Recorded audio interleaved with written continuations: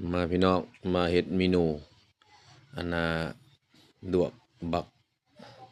ถั่วแห่เฮ็ดสุป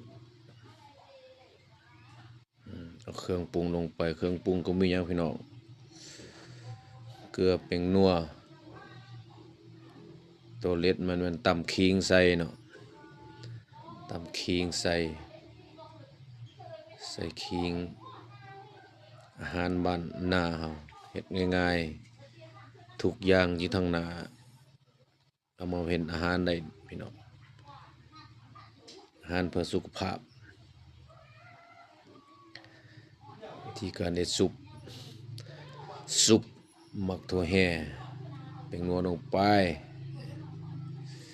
นี่ขาดบ่ได้ต้องใส่มันลดนี่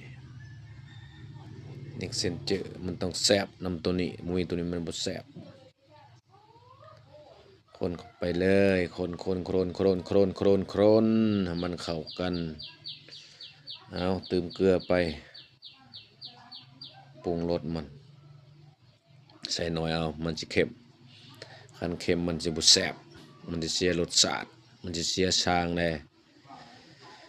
เมนูบ้านๆพี่น้องมากอันนี้สิกินได้2อย่างกินดิบก็ได้เนาะ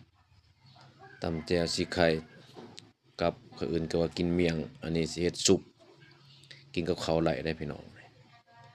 เพราะว่าสุดยอดรสความแซ่บก็เลยมักเฮ็ดกินเด้ออันนี้แม่นสูตรบ้านเฮาชิมรส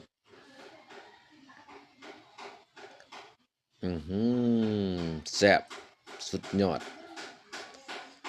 พร้อมเสิร์ฟเรียบร้อย